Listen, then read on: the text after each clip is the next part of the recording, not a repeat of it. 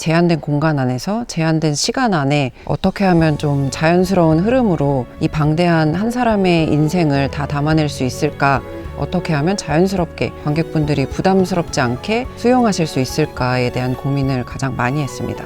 우선은 여러 시공간이 천천히 맴돌다가 서로 맞물려 돌아가면서 결국에는 소용돌이 치듯이 한데 모이는 그런 연출을 하기 위해서 무대 조명, 영상, 의상이라던가 모든 파트들과 많이 고민하고 이야기를 나누었고요. 인물들이 겪는 사건들 그리고 동선이 유기적으로 잘 돌아갈 수 있도록 그 부분을 가장 많이 신경 썼습니다. 아무래도 먼 역사 속의 위인들이다 보니 정말 이 사람이 실제 했을까를 많이 와닿지 못할 수도 있을 거라는 생각들이 좀 들었어요. 예법부터 시작해서 말이나 행동 모든 것들이 어느 정도까지 고증을 했을 때 부담스럽지 않게 친숙하게 받아들일 수 있을까, 공감할 수 있을까에 대해서 제일 많이 이야기를 나눈 것 같습니다. 그리고 비주얼적으로도 우리나라 그 고유의 전통적인 미학을 무대 위에 다시 구현해내는 것이 불가능에 가깝다고 판단이 되었어요. 그 오랜 세월 동안 그 세월을 이겨낸 그 아름다움을 표현할 수 없다면 우리는 이미 많은 곳에서 많이 보았던 그림이기 때문에 어떻게 하면 우리만의 새로운 해석으로 특징을 살려서 새로운 표현을 해낼까에 대한 고민을 가장 많이 나눈 것 같습니다. 과거의 동양에도 과거의 서양에도 그리고 현재의 대한민국에도 현재 어느 나라에서든 항상 비슷한 인간 군상이 존재한다고 생각이 돼요. 어느 한 인물이나 어느 한 시대, 어느 한 배경이나 상황이 문제가 아니라 중요한 건 자신의 의지와 신념이구나. 내 삶을 결국 끌어가는 것은 언제 어디서나 나의 의지와 나의 뜻이구나 라는 생각이 가장 많이 들어서 1인 2역을 통해서 그것을 좀 표현을 하고 싶었습니다. 저희가 궁안에서도 굉장히 장면이 많아요. 그 모든 것을 무대라는 한정된 공간 안에서 표현하기 어렵기 때문에 그것들을 기존 세트 하나 갖고 많이 움직이면서 장면 표현하는 거에 좀 중점을 두었고요. 프로제니 마치에서의 그들의 현재에도 있을 우리들의 모습에 대한 이야기를 굉장히 극대화시키는 장면이 있어요. 이막 엔딩에서. 그게 아마 증폭돼서 관객들한테 많은 메시지를 남겨줄 것 같습니다.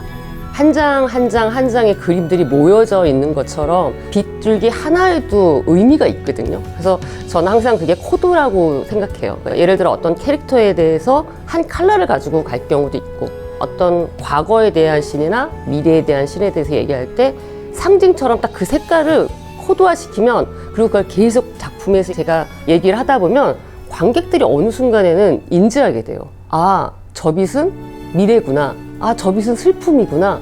이렇게 이해하게 되는 순간들이 오는데, 그 조선의 느낌, 그 다음에 이탈리아의 느낌을 만들어내는 것과 장영실의 심리 상태를 어떻게 제가 끌고 갈 것이냐에 대한 얘기인 것 같아요. 저희가 1인 2역을 만들어 나가면서 사실 컬러에 대한 고민을 정말 많이 했고, 관객들이 가장 처음으로 느끼는 색깔에 대한 그 안정감도 있을 거고, 그리고 캐릭터들이 등장을 했을 때 사실 선입견적일 수도 있지만 저희가 가지고 있는 색에 대한 이미지들이 굉장히 많잖아요. 그래서 그 부분을 조금 중요하게 생각하고 전달을 한번 해보자 라고 저희가 한번 컨셉을 잡아봤습니다. 우선은 너무나 다양한 음악들이 나옵니다. 왕이 등장할 때는 대치타 같은 음악인데 오케스트라로 좀 표현하는 과정 중에 있고, 장영실이 또 노비 출신이어서 이 노비들을 대변하는 음악은 무엇이 있을까 해서 밀양 아리랑이나 진도 아리랑, 그리고 또 자진몰이 장단 이런 것들을 좀 사용해서 드럼 그리고 또 다른 타악기와 함께 좀 어우러지는 장단들을, 리듬들을 좀 생각을 했고요. 멜로디도 마찬가지입니다. 이탈리아 가서는 마치 그 이탈리아의 르네상스 음악과 우리가 잘 많이 듣고 있는 흔히 말하는 뮤지컬 음악, 그리고 또 거기에 제 장점들을 합해서 강렬한 음악들을 준비해봤습니다. 그리고 알아보니 세종대왕은 절대음감의 소유자라고 했더라고요. 세종대왕이 쓴 멜로디도 있더라고요. 그런 악보도 있고요. 조선왕조실록에 있는 거 보고 그런 조상들이 있기에 내가 존재하는 건데 가장 한국적인 것을 조금 더 내가 도전해보자 라는 것이어서, 오히려 제가 드리고 싶은 메시지는 한국 사람인 걸 자랑스럽게 생각하자, 나의 조국을 좀 강조하고 싶었습니다. 진짜 오랜 시간 연출님과 컴퍼니와 모든 스태프들이 대본을 잘게 씹어먹을 정도로 작품에 대한 연구를 진짜 많이 하였습니다. 관객분들께서 영실의 꿈에 대해서 많이 느끼고 가셨으면 좋겠습니다. 아마 관객분들께서 오시면 실망하지 않으실 거라고 믿고요. 즐겁게 봐주셨으면 좋겠고, 그리고 저희 스태프들이 만들어내는 아름다운 그림들을 즐겁게 봐주셨으면 좋겠습니다.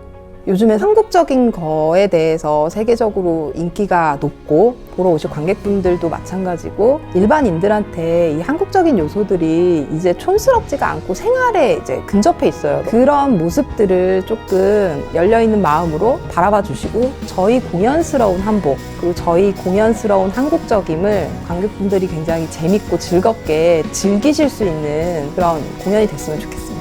사람이 살아가면서 꿈이라는 거에 대해서 잊고 살게 되잖아요. 자신의 현실에 때문에 또는 상황 때문에 그런 잊혀졌던 꿈, 희망, 우리가 흔히 얘기하는 허황된 단어들이 한 번쯤 되새김질할 수 있는 그런 시간이었으면 합니다. 시대는 조선시대고 이탈리아 르네상스 시대인데 지금도 다른 거 없이 많은 사람들은 끊임없이 고민하는 점들이 있었습니다.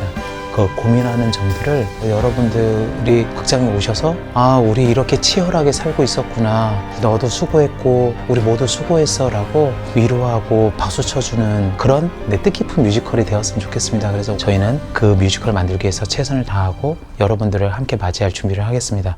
어느 좋은 날 삶이 먼저 길을 내주는 날 저 별의 다. 저희는 아주 어렸을 때부터 꿈이 무엇이냐는 질문을 받는 것 같아요. 그리고 어른이 돼서도 꿈을 이뤘는가, 사회가 정한 성공을 이뤘는가에 대한 압박감을 굉장히 많이 느끼기도 하는 것 같은데요. 그러다 보니 많은 사람들이 꿈 때문에 삶을 포기하게 되거나 삶의 의지를 잃어버리게 되는 경우가 굉장히 많이 발생하는 것 같아요. 그런데 우리 극중의 인물들처럼 묵묵히 살아내다 보면 힘들면 조금 쉬어가더라도 언젠가 내가 내 삶의 의미를 찾게 되는, 삶의 행복을 찾게 되는 그런 날이 올 거라는 믿음으로 조금이나마 관객분들이 삶을 살아가는 데 있어서 그런 힘과 용기, 위로를 얻어가시면 더 바랄 것 없이 행복할 것 같습니다.